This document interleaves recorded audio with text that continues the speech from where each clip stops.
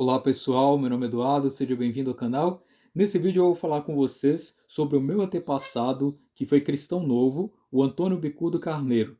Eu creio que ele é o antepassado de milhares de brasileiros, especialmente aqueles que são descendentes de pessoas que são de famílias antigas, né? Especialmente no sul e do sudeste. O Antônio Bicudo Carneiro, ele é bastante conhecido entre os estudiosos da genealogia, especialmente aqueles que buscam cidadania portuguesa através da via sefardita, e o Antônio Bicudo ele tem suas peculiaridades históricas que nós iremos analisar aqui. É importante dizer que esse é um vídeo que vai tratar sobre o tema da Inquisição e sobre esse aspecto histórico, e eu peço que você assista o vídeo todo, até o final, para que você não possa formular um tipo de compreensão errada dos meus comentários, né, vendo eles pela metade, e para que você possa compreender completamente esse tema. E por se tratar de um tema polêmico, é importante que você tenha aí essa análise mais apurada, especialmente aí quanto a esse aspecto que nós viremos ver aqui das perseguições em relação aos cristãos novos, né? Então vamos começar aqui um pouco sobre a história dos judeus sefaditas, especialmente aí em Portugal e a Espanha. Na Espanha e em Portugal, os judeus sefaditas eles têm um longo aspecto histórico, né? Eles estão lá desde muito tempo, né? Muitos séculos, eles viviam naquela região da Espanha e de Portugal. De forma pacífica, eles conseguiam seus empregos, tinham sua vida dentro do possível comum junto aos outros portugueses e espanhóis, até que no ano de 1492 a Espanha decidiu então expulsar os judeus daquele país, justamente por um processo, né, de tentar manter uma certa ordem e uma unidade religiosa no Estado da Espanha, que estava se formando, se consolidando como Estado absolutista. Então os reis católicos da Espanha decidiram expulsar os judeus daquele Estado. E aí esses judeus, que foram cerca de mais ou menos 100 mil, né, decidiram ir para Portugal e para as ilhas de Portugal, justamente nesse período de 1492. E aí cerca de 100 mil judeus chegaram ao local mais próximo da Espanha, que era Portugal, onde eles poderiam então se refugiar aí dessas perseguições que iriam começar na Espanha, justamente pelo fato dessa decisão dos reis da Espanha.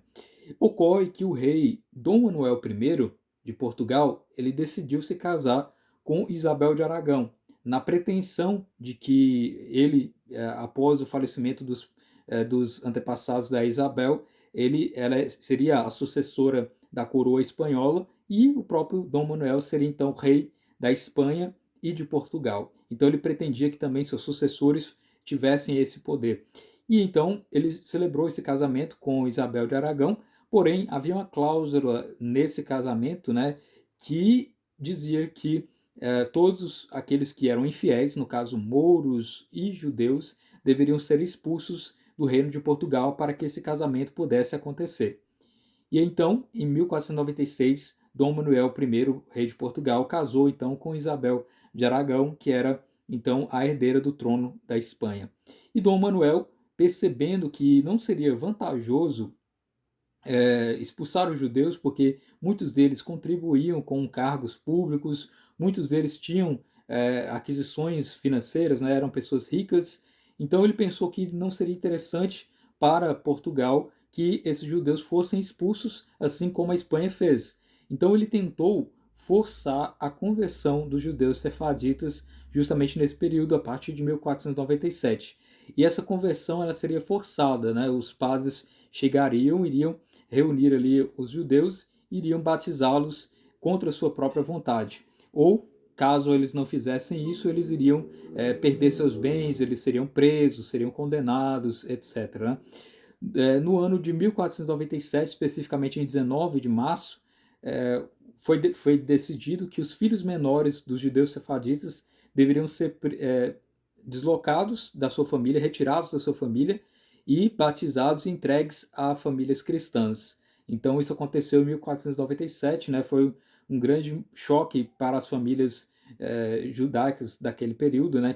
Tiveram que seus filhos levados, né, e convertidos e levados para famílias cristãs que iriam então vigiar essas crianças para que elas não conhecessem os seus pais verdadeiros e que elas não usassem e tivessem as práticas judaicas, né?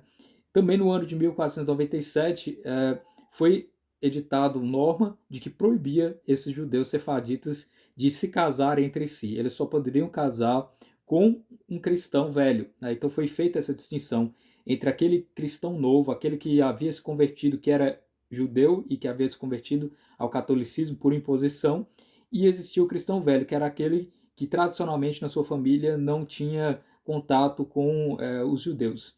Então ficou decidido isso, que os judeus sefaditas, agora cristãos novos, deveriam se casar apenas com pessoas de origem cristã velha, né, para que essas famílias dos cristãos velhos vigiassem aquele que casou com aquela pessoa que é cristã velha e para que ela não voltasse a praticar então a religião judaica, né? Então começou a partir de 1497 um processo de miscigenação, de mistura de pessoas que são católicas com judeus, né?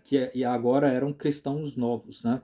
Então a partir disso a formação estrutural de Portugal, grande parte dos portugueses tem descendentes, né? E são descendentes de pessoas que eram cristãos novos e que eram cristãos velhos, né? A partir dessa época aqui também. Da mesma forma, os brasileiros que são descendentes dos portugueses desse período também. Então, nesse período, aqueles que eram judeus sefaditas e que agora estavam se convertendo como cristãos novos, eles pensaram então nas suas propriedades, pensaram na sua vida, e muitos deles se casaram com mulheres nobres, né? Especialmente aqueles que eram ricos. Então, aqui começou a nascer também essa nova linhagem dos cristãos novos com títulos de nobreza, porque muitas vezes ali um homem que era cristão novo se casava com uma mulher que era cristã velha e que vinha de uma longa família de vários antepassados aí de nobreza e tudo mais. E com isso os seus sucessores acabavam herdando os títulos e permaneciam então dentro aí daquele ciclo, né, de pessoas ricas e pessoas nobres, né? Então ocorreu muito essa miscigenação entre os judeus sefaditas e os cristãos novos nesse período.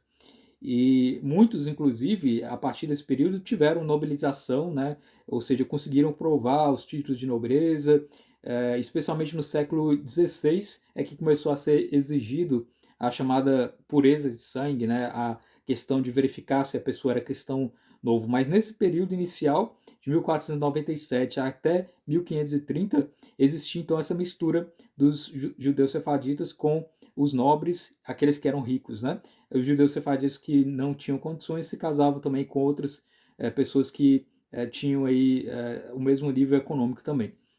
Em 1499, especificamente em 21 de abril, foi proibido ao cristão novo sair do reino de Portugal sob pena de confisco dos bens. Então, o próprio Dom Manuel percebeu que não era vantajoso para o reino de Portugal que os judeus fossem embora, porque eles tinham a sua própria riqueza, né, as suas contribuições econômicas para o reino, e decidiu então que eles deveriam se converter e permanecer no reino, né? E com isso é que começou com mais intensidade a conversão, né? Muitos foram presos, houve perseguições e tudo isso promovido pelo Estado português nesse período, né? E nós verificamos que no ano de 1500 nós tivemos o achamento ou descobrimento do Brasil, e aí os próprios cristãos novos viram uma boa oportunidade de terem um novo lar justamente em terras além-mar, no Brasil. Então por isso que muitos cristãos novos decidiram que iriam morar aqui no Brasil,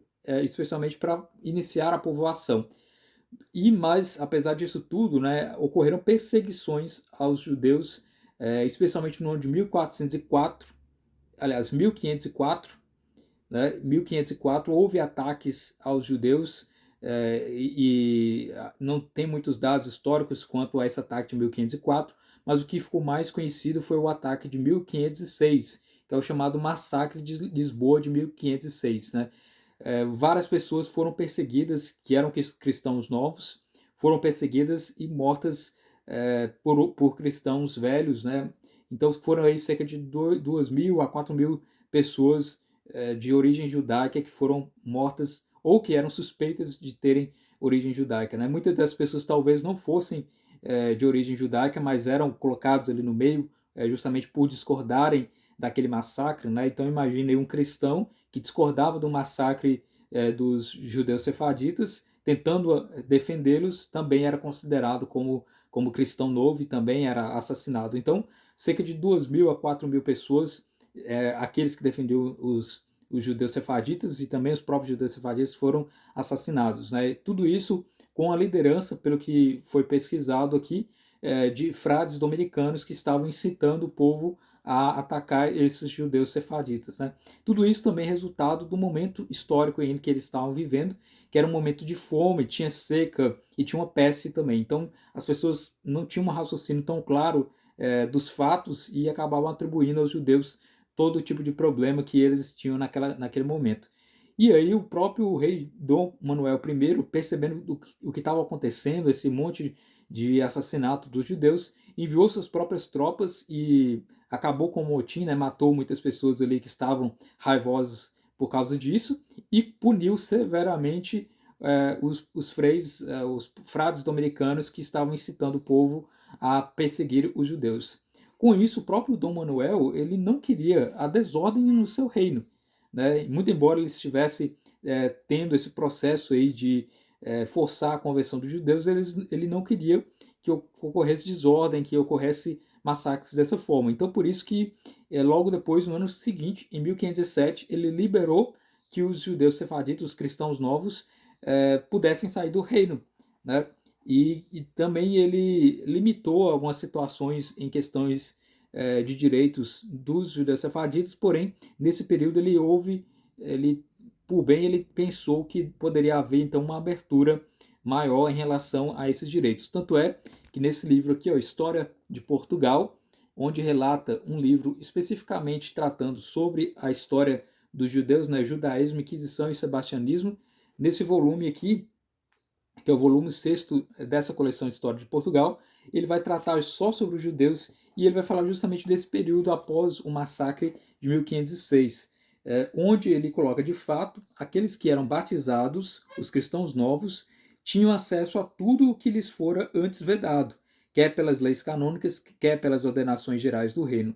A nobreza, a igreja, as magistraturas, cargos municipais, os direitos de cidadania e de vizinhança, a universidade e os seus graus seriam a recompensa pela integração total na sociedade portuguesa. Então, todos esses direitos foram concedidos para os judeus que se convertiam ao catolicismo, né, naquele período, até chegar o período de 1536, que nós veremos que houve então um retrocesso, uma limitação dos direitos dos cristãos novos, né? Mas nesse período, o simples ato de se converter garantia a todos os direitos aquele que era cristão novo. Então ele poderia fazer sua universidade, ocupar um cargo de magistrado, pleitear título de nobreza. Então por isso que eu mencionei que existiram e os cristãos novos e também nobres nesse período aqui. É importante dizer que em outros países que não eram católicos não existia esse processo de conversão, né? No caso da Espanha, por exemplo, houve a expulsão, né? Ou permanecer ou serem executados. No caso de Portugal, houve a limitação dos direitos e a conversão forçada, mas em outros países, para além da Espanha e Portugal, o que era pregado era justamente o assassinato próprio, né? Pelo próprio Estado que iria assassinar os judeus e não daria essa chance de conversão. Então, dos males, o menor, né, em Portugal ainda havia a chance daquelas pessoas sobreviverem, mesmo com a redução dos direitos, né, a perseguição própria, né? E é diferente de outros países, de outras regiões que simplesmente eliminavam as pessoas simplesmente pelo fato de serem de ascendência judaica, né? E em 1515, então, o próprio Dom Manuel, percebendo que as pessoas ainda mantinham esses motins, né, de perseguição aos judeus sem nenhum critério, não havia julgamento, simplesmente as pessoas acusavam umas às outras de serem de origem judaica e, portanto, elas deveriam assassinar essas pessoas, né, acabavam eliminando essas pessoas por causa disso. Então, o Dom Manuel queria a ordem no reino, então ele decidiu convocar o Tribunal da Inquisição. No Tribunal da Inquisição existiria então um processo todo para que, enfim, no final desse processo determinasse se essa pessoa era cristã nova e que ela não estava praticando os ideais católicos, que ela estava judaizando, ou seja, que ela era um cristão novo, havia se convertido apenas de mentira, que ela não estava de fato fazendo aquilo que eram preceitos religiosos católicos, né? Então existia realmente conversões sinceras entre os cristãos novos, né? Pessoas que realmente deixaram o judaísmo, mas existia aqueles que se negavam a serem católicos e permaneciam com seus costumes e com a sua religião judaica de forma escondida. Então, para isso que servia o Tribunal da Inquisição, para descobrir aqueles cristãos novos que estavam judaizando, que estavam praticando de forma escondida a sua religião. E por isso houve então um processo, né, de Dom Manuel de requerer à Igreja Católica que iniciasse esse processo. Não foi algo imediato, ele deu um prazo aí de conversão para os judeus, para que eles se convertessem e deixassem suas práticas, ou eles sofreriam então as consequências processuais em relação a isso, né? E ainda aliado a essa questão toda judaica, a igreja se viu aí diante de outro problema, que é o problema de 1517, onde Martinho Lutero surgiu com suas 95 teses e houve então a chamada revolta protestante ou reforma protestante. Ali ele foi excomungado em 1521 e a própria Igreja Católica então se viu num objetivo de reforçar e se tornar mais rigorosa com seus preceitos. Então por isso que nesse período, além de ocorrer essas perseguições, esses momentos do Estado absolutista, né, e católico da Espanha e de Portugal, existia também essa disputa em relação aos protestantes, e a Igreja Católica então estava agora nessa promoção da chamada contra-reforma, né, no sentido de tentar conter aquilo que eles conheciam e chamavam de heresias, né, ou infiéis, no caso aqui os judeus sefaditas, os mouros, os protestantes, enfim, era um período muito conturbado e especialmente aí no tribunal que foi se consolidar, aqui chamado Tribunal de Inquisição, ocorreram aí no século XVI ao século XVIII várias prisões e condenações àqueles cristãos novos, né? Segundo a pesquisadora Anita Novinsky, foram 1.074 pessoas presas durante esses 300 anos, especialmente nos processos que ela pôde estudar, e alguns deles também foram condenados a morte, não propriamente pela igreja, mas porque ela entregava ao braço secular, né, que era o Estado, e o Estado considerava o judaísmo, ou seja, um cristão novo praticar o judaísmo como algo criminoso e sob pena de condenação capital. Então, por isso a pessoa era morta porque era considerado como se fosse um crime, né, um crime maior contra o Estado. Então, por isso ocorria aí essas questões todas que eu já mencionei. Então, em 1530, ocorreram as primeiras expedições para povoar o Brasil. E dentro desse contexto é que vários cristãos novos vieram para o Brasil para povoar as terras, né? E é justamente nesse momento de povoação é que nós temos os nossos antepassados, que são cristãos novos. Então, nós, nesse período de 1530 em diante, nós temos cristãos velhos, nós temos cristãos novos que vieram para o Brasil. Muitos deles eram de origem nobre, outros eram de origem mais simples, mas todos estavam ali nessa intenção de povoar o Brasil de 1530 em diante, justamente com as primeiras expedições aí do Martim Afonso de Souza e dentre outros, né? E justamente depois disso, no ano de 1536, é que finalmente foi instituído o chamado Tribunal da Inquisição em Portugal, um tribunal específico para investigar esses cristãos novos que estavam judaizando, que estavam voltando à sua religião, ou seja, não estavam praticando o catolicismo. E em 1536 em diante é que começou essa perseguição maior, aí essa pesquisa em torno aí dos familiares, das pessoas que estavam judaizando, né? E os cristãos novos foram proibidos, então, agora de ter o hábito da Ordem de Cristo, né? Que era uma ordem que tinha muito prestígio na igreja. Foram proibidos também de serem padres ou sacerdotes, né? Era proibido também ao cristão novo ser familiar do Santo Ofício. O familiar do Santo Ofício ele era uma espécie de ajudante da Inquisição, né? Aquele que denunciava, aquele que investigava também pessoas que eram cristãos novos, que estavam judaizando. E, enfim, eles foram proibidos de exercer vários cargos públicos nesse período, e agora não existia mais a possibilidade de terem a ascendência nobre reconhecida, porque na investigação de nobreza era feito então todo o processo para verificar se aquela pessoa era de ascendência judaica ou não, cristão novo ou não. Então, por isso, existia essa série de limitações, então. E toda essa perseguição que ocorreu com os judeus é algo que nós temos que aprender com a nossa história, né? E que nós verificamos aí com esse momento aí que existiram pessoas que abusaram da situação, né? Com certeza aí vários inquisidores por questões políticas também fizeram atrocidades. Também vários cristãos novos, eu não poderia dizer, né, que todos são inocentes, que são injustiçados, mas muitos deles também poderiam ter cometido coisas que foram consideradas como criminosas na época, e por uma questão cultural existia toda essa perseguição, né, histórica.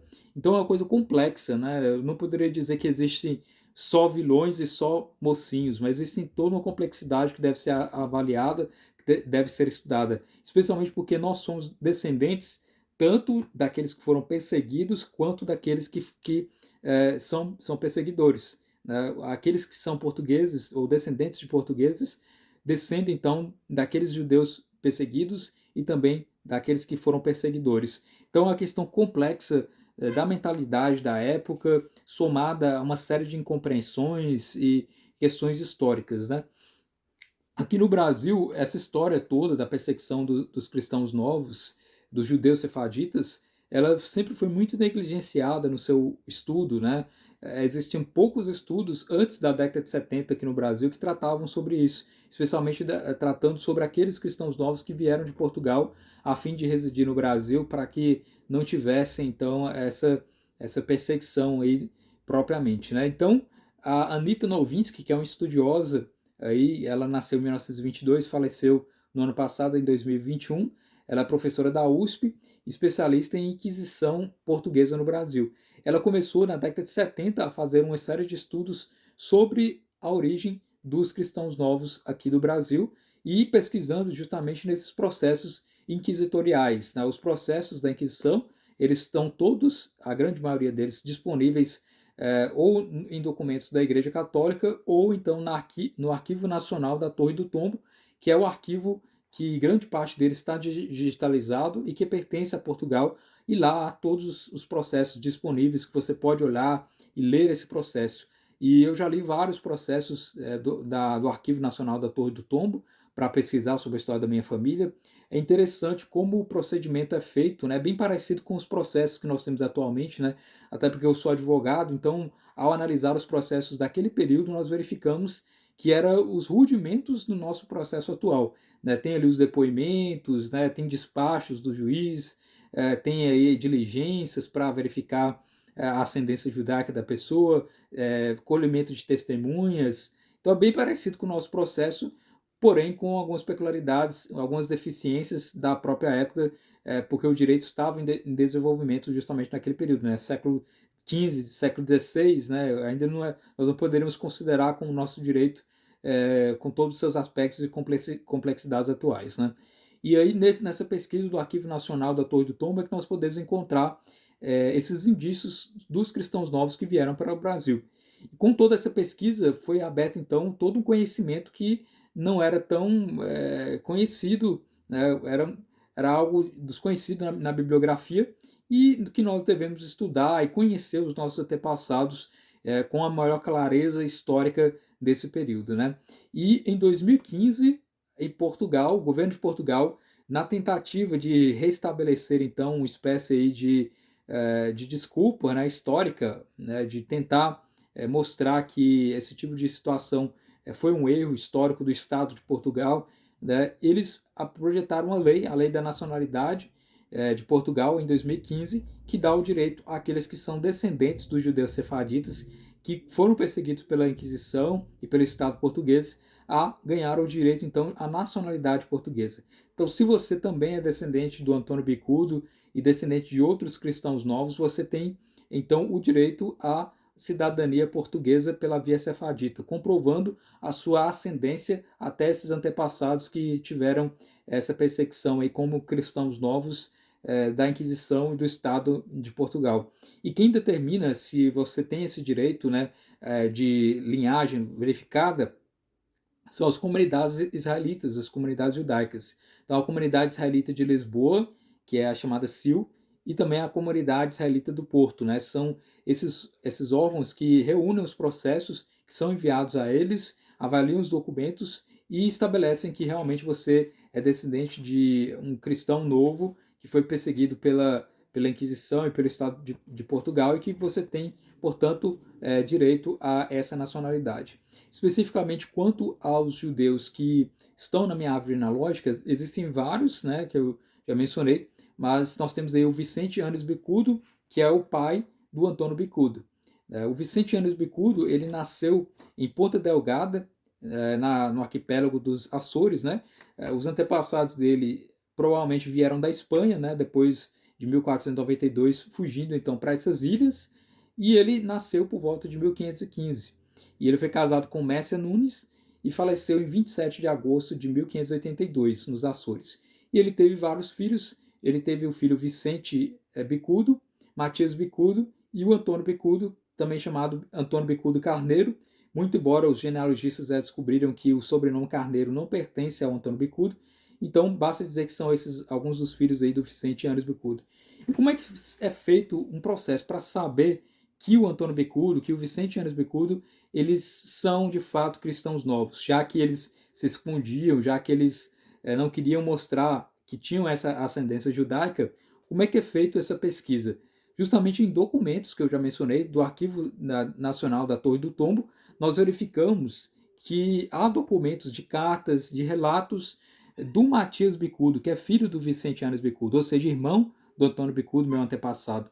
E esse Matias Bicudo tinha um tio também, que era o Isaac Bicudo, irmão do Vicente Anes Bicudo, que também era considerado judeu sefardita, ou seja, cristão novo, né, que estava em outras localidades. O Matias Bicudo, ele trabalhava a serviço do embaixador de Portugal em Roma, é o chamado Lourenço Pires de Távora, e esse Lourenço Pires de Távora contratou então o Matias Bicudo como seu espião, né, para que ele fornecesse informações do Império Otomano.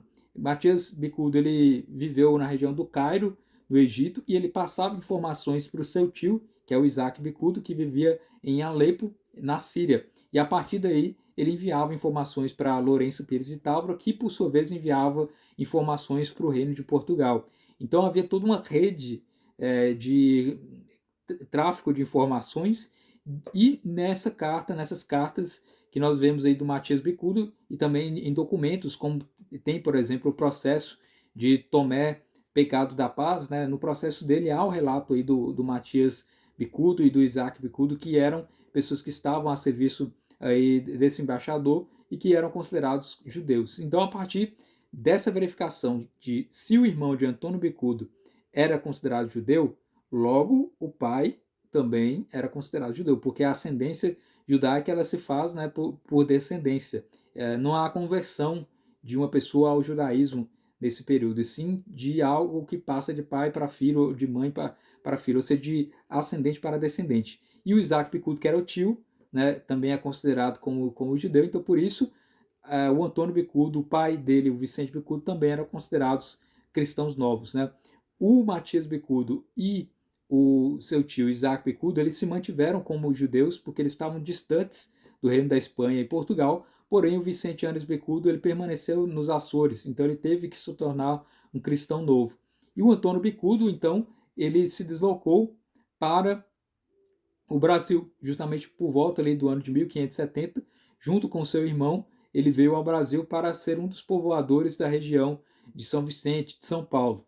Então, por isso que nós temos essa ascendência judaica do Antônio Bicudo, pelo fato de ele ter se deslocado ali da região das ilhas de Portugal e veio para o Brasil. Né? Então, existem várias pessoas que são descendentes do Antônio Bicudo a partir desse momento. O Antônio Bicudo ele está descrito na genealogia paulistana, ou também chamada nobiliarquia paulistana, histórica e genealógica, escrita pelo Pedro Tax de Almeida Paes Leme. Né? Ele escreveu 3 volumes que contam as histórias das famílias que deram origem à região de São Paulo, e aqui no volume 3º ele trata justamente da família dos Bicudo. Né? Logo no final ele trata aqui falando sobre eles. Né? No último capítulo diz o seguinte: os bicudos da capitania de São Paulo trazem a sua origem da ilha de São Miguel. Dela vieram para São Paulo, no princípio da sua povoação, 2 irmãos, que foram Antônio Bicudo e Vicente Bicudo. Como se vê de um requerimento que estes 2 irmãos fizeram à Câmara de São Paulo, pedindo ambos 300 braças de terra em quadra partindo pelo rio Carapicuíba em 9 de outubro de 1610. E neste requerimento declaram que havia muitos anos que tinham vindo para essa terra, onde sempre ajudaram com suas pessoas e armas ao bem público, achando-se nas guerras que contra os portugueses da vila atualmente moviam os bárbaros índios gentios que infestavam a terra e que eram casados e tinham filhos. A cada um destes 2 irmãos veremos nos números seguintes. Antônio Bicudo Carneiro foi da governança da terra, porque nela serviu sempre os cargos da República. Foi ouvidor da comarca e capitania pelos anos de 1585, em que mandou levantar Pelourinho na Vila de São Paulo em janeiro do dito ano de 1585.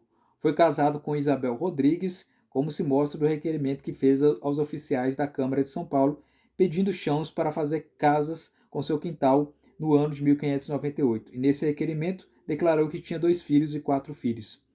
Então aqui ele fala sobre o Antônio Bicudo e depois fala sobre os seus descendentes, né? Eu sou descendente aqui da Maria Bicudo, que é filha do Antônio Bicudo, e o irmão dela, Antônio Bicudo, também foi considerado um bandeirante. Então veja que eles têm a ascendência judaica dos cristãos novos que foram perseguidos pela Inquisição, né, e pelo Estado, e ao mesmo tempo eles também perseguiam os índios aqui no Brasil, né? É bem típico da história, nas contradições que nós temos na história de perseguidos passaram a ser perseguidores também aqui.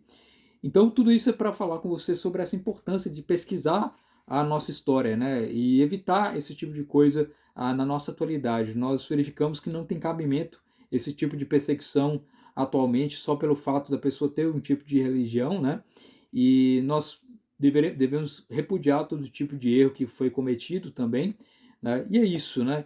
Existem vários cristãos novos que os brasileiros são descendentes, como eu falei, grande maioria dos brasileiros, cedo ou tarde, vai encontrar algum ascendente que foi cristão novo na sua árvore genealógica. O Antônio Bicudo é um dos mais reconhecidos aí pela comunidade israelita de Lisboa como sendo aí de origem judaica.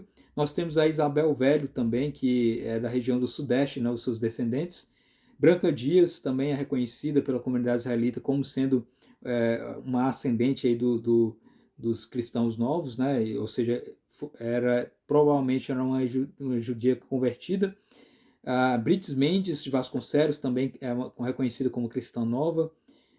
Também tem vários outros, né, que estão mencionados aí, que são colocados. Beatriz Furtado também, Antônio Fernandes no Sul. Então são várias famílias que foram originárias dessas pessoas aí, historicamente, que se você fizer sua pesquisa de árvore genealógica, você vai acabar encontrando também eles.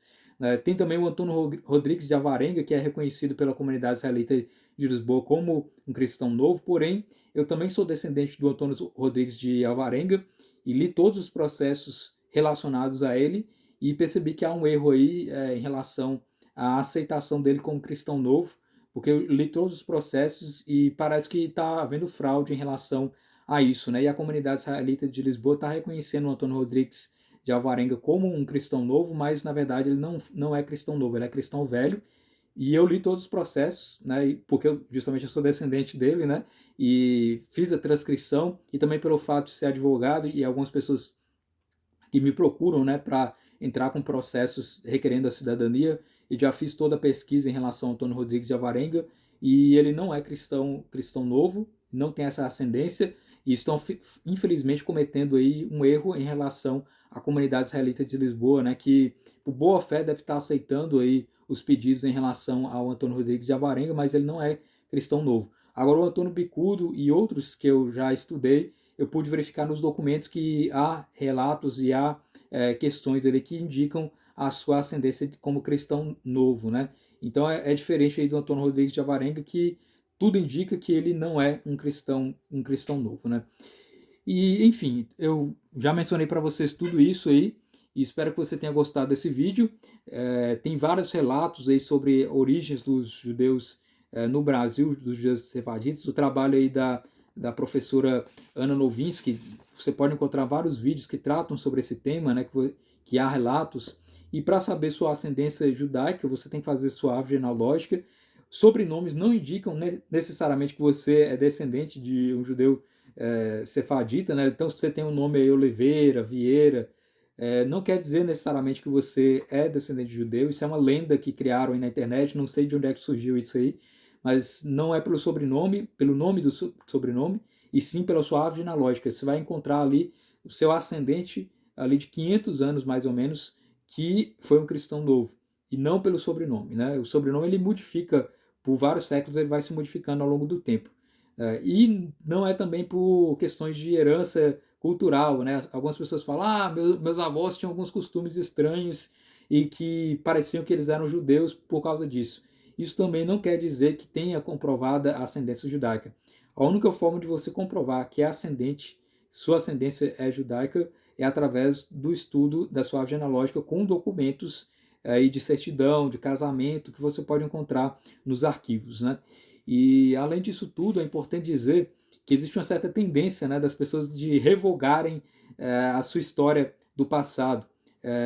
Tudo que a comunidade israelita está fazendo e que o Estado de Portugal está fazendo é uma tentativa de lembrar esses acontecimentos históricos. Não quer dizer necessariamente que você, sendo descendente de judeu sefardita, tem que se converter ao judaísmo, como muitas pessoas estão nessa pretensão. E, aliás, nem os próprios judeus querem que você se converta, né? Porque o judaísmo não é só uma questão de converter, é diferente, né? Tem uma questão cultural, de herança, de família, etc. Né? Então não é esse fato de que você tem que se converter pelo fato de você ser descendente dos judeus sefarditas. E muito menos querer voltar a se tornar judeu, esse tipo de coisa, né? Porque você vai estar revogando aí quase toda essa árvore genealógica, porque você é descendente de português. E a maioria dos seus antepassados eram cristãos católicos. Né? Sua avó, seus bisavós, trisavós eram católicos. Agora você vai revogar toda a sua árvore genealógica só porque você encontrou um judeu na sua árvore genealógica, um ascendente que é cristão novo. Então você está priorizando um antepassado em detrimento, né, em esquecimento do restante de todos os outros antepassados. E eu acho que isso não é necessariamente honrar os seus antepassados. Eu acho que nós temos que ter equilíbrio, saber reconhecer a importância dos nossos ascendentes cristãos novos, né, entender os aspectos históricos que levaram a toda a sua perseguição e evitar que isso aconteça novamente, e também reconhecer a nossa ascendência católica também, da mesma forma. Né? Nós não podemos revogar o nosso passado, temos que valorizar tudo o que aconteceu de bom e repudiar tudo aquilo que aconteceu de negativo. E com isso que nós vamos aprender com a história, e não tentando fazer anacronismos históricos, né? Tentando usar da história para promover coisas atuais que não são necessariamente corretas. Né? Agora, quanto à questão da cidadania, é um benefício, é um direito e é algo que dá acesso às pessoas aí uma garantia pelo fato de seus antepassados terem sofrido nas mãos do Estado português. E isso é algo benéfico, isso é algo salutar que deve ser ampliado e que deve ser melhorado. Né? Então, por isso que essa legislação de Portugal é uma legislação interessante para os brasileiros, para aqueles que são descendentes dos judeus sefarditas. Né? Na minha árvore também sou descendente de outros tipos de ascendência judaica também, como por exemplo os judeus askenazes, né, que não necessariamente têm direitos à cidadania, porque a legislação é bem clara, é para os judeus sefaditas, mas enfim, a gente tem toda essa cultura, nós não podemos abolir uma completamente em detrimento da outra, da mesma forma que nós não devemos abolir toda a nossa herança judaica histórica, nós também não devemos abolir toda a nossa herança católica, justamente da nossa árvore genealógica. Né? Imagina se nós chegarmos para nossos avós e falássemos que nós iremos nos converter ao judaísmo porque o nosso antepassado do ano de 1500 era cristão novo. Nossos avós provavelmente iriam nos repreender, nossos bisavós, trisavós, etc. Então é isso, nós devemos valorizar nossos antepassados, reconhecer os seus prodígios, aquilo que eles fizeram de benefício, e também evitar que novas perseguições aconteçam, como aconteceu. Né? Se aquele homem de bigode lá da Alemanha tivesse vencido a guerra, provavelmente muitos brasileiros iriam ser perseguidos, iriam ser mortos por ele. Né? Então, é importante também ter essa consciência né, histórica também. E, enfim, estudarmos com bastante calma esse tema que é polêmico, verificar os vários aspectos históricos, entender a questão histórica da perseguição dos judeus, que é uma questão delicada, que merece ser estudada com muito detalhe, e não cometer injustiças nem com os judeus sefaditas e nem com os católicos daquela época também, porque existiram católicos que foram contra as perseguições também. Por exemplo, aí, o padre Antônio Vieira, né, que foi um grande defensor aí dos judeus naquele período, né, contra os ataques aos cristãos novos. Existiram também papas que fizeram suas declarações contra as perseguições, muito embora também existiram papas que fizeram e promoveram algum tipo de perseguição, né? Enfim, a história é complexa, ela não é tão simples, onde você culpa alguém e se isenta o outro lado. É uma história complexa. Por exemplo, nós temos aí, durante a Reforma Protestante, né, Martim Lutero escreveu um livro só atacando os judeus, né, o livro chamado Sobre os Judeus e Suas Mentiras, né? E aí eu vejo muita gente que é protestante levantando a bandeira de Israel e ressaltando como se fosse algo tipo do protestantismo, a aderência ao judaísmo, e o que é algo totalmente anacrônico, totalmente fora da concepção que nós poderemos verificar, né? Então é importante dizer esse tipo de coisa para deixar tudo claro aqui. Então é isso. Espero que você tenha gostado desse vídeo. O Antônio Bicudo, ele entra para a história aí como sendo um dos pais aí daqueles brasileiros que são do Sudeste e do Sul, e toda a sua descendência está aí até hoje, promovendo então aí seus estudos de árvore genealógica e descobrindo esse antepassado. E é isso. Muito obrigado pela atenção. Até o nosso próximo vídeo.